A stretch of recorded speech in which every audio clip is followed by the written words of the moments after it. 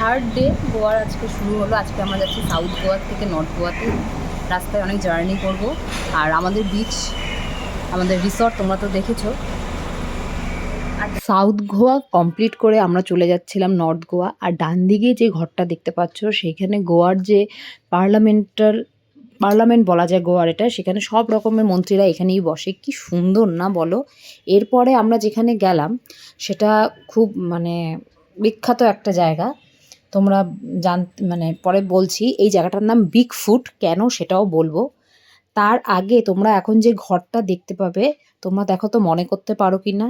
হ্যাঁ, এখানেই কিন্তু দৃশ্যম সিনেমার শুটিং হয়েছে এবং গোলমাল সিনেমারও শুটিং এখানেই হয়েছে।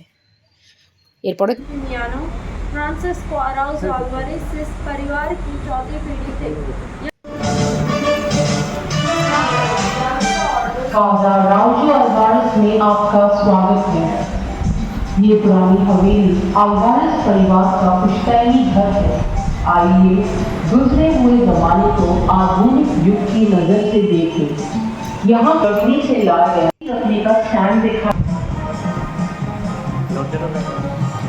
এই হলো বিগ ফুট। বিগ ফুট নামটা এই কারণেই, একজন ঋষি তার বড় পা নিয়ে এখানে ধ্যান করেছিল এবং পরবর্তীকালে সে যখন মারা গেছিল সে ভগবানের কাছে চলে যায় এবং তার পায়ের ছাপটা এখানেই থেকে যায় ধ্যান করতে করতে।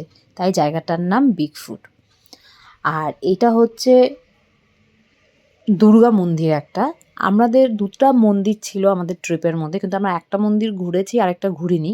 এই মন্দিরটা আমরা বাইরে থেকে দেখে চলে এসেছিলাম, কারণ তোমরা জানো আমার ঠাকুমা শাশুড়ি মারা গেছিলেন বলে ওষুধ চলছিল। আচ্ছা, আরেকটা কথা বলে রাখি আমি। সেটা হচ্ছে, প্রথমেই যে তোমরা ঘরটা দেখলে যেখানে বললাম দৃশ্যম সিনেমার শুটিং হয়েছে, সেটা কোথায় হয়েছে ডিটেলসে আমি এখন বলবো। দেখছো তো কি সুন্দর আমাদের ওয়েলকাম করছে। সত্যি এই স্পাইস প্ল্যান্টেশন গার্ডেনে গিয়ে আমার মনটা ভরে গেছে। ওয়েলকাম ড্রিঙ্ক হিসাবে আমাদের একটা চা দিয়েছে, যেটা অনেকগুলো হার্বস দিয়ে তৈরি। বললো এটা শরীরকে ঠান্ডা করে দেবে। পুরো আমরা গার্ডেনটা ঘুরলাম, অনেক অনেক ইনফরমেশন পেলাম, অনেক কিছু হাত দিয়ে ধরলাম, যেগুলো এর আগে আমি এইরকম মশলাগুলো গন্ধ শুকেছি কিন্তু দেখিনি। আর সবথেকে যেটা ভালো সবথেকে যেটা ভালো জিনিস, যেটা হয়তো অনেকে জানো না, সেটা হচ্ছে ভ্যানিলা আমরা এসেন্স ইউজ করি, কিন্তু অ্যাকচুয়াল ভ্যানিলা গাছ যে হয় সেটা আমার জানা ছিল না। আমি দেখলাম এবং খুব কস্টলি এটা।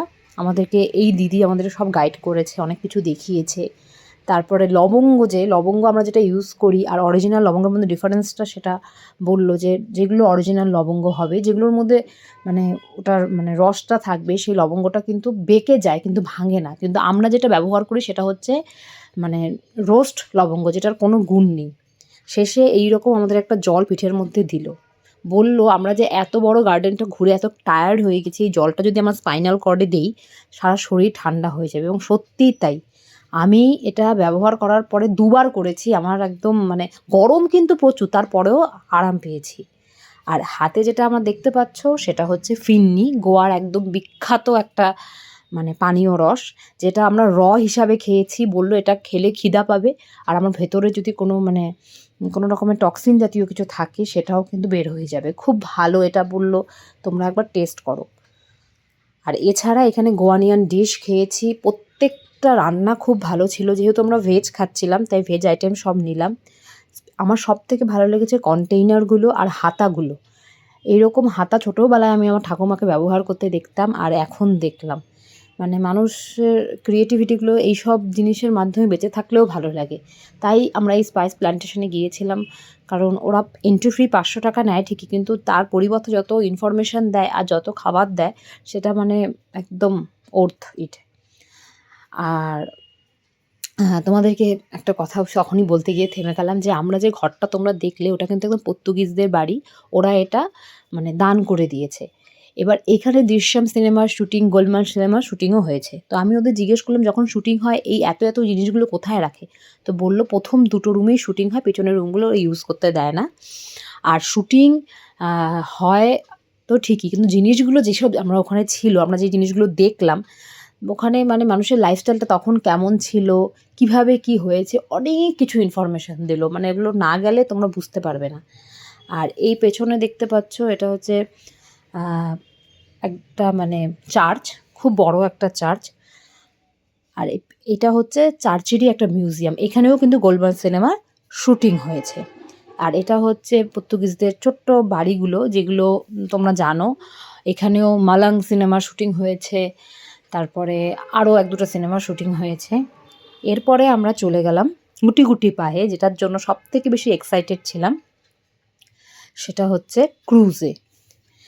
অনেক ক্রুজ এখানে আছে, বিগ ড্যাডি বলে একটা ক্রুজ, যেটা খুবই বিখ্যাত ভারতে। তো সেটাও আমি দেখেছি, সেটার ক্লিপসও আমি নিয়েছি। এখানে তোমাদের অনেক রকমের হয়, 700 টাকা করে কোনোটা এন্ট্রি ফ্রি, কোনোটা 1000 টাকা, কোনোটা 1400 টাকা, প্রত্যেকটা ফেসিলিটিস আলাদা। আমাদের এটার মধ্যে ডিনার ছিল। আর পুরো মান্ধবী, এই রিভারটার নাম মান্ধবী, যেটা তোমাদের ইনফরমেশন আমি দিয়ে রাখি। মান্ধবী রিভারের মধ্যেই কিন্তু ওরা ঘোরায় সবাইকে।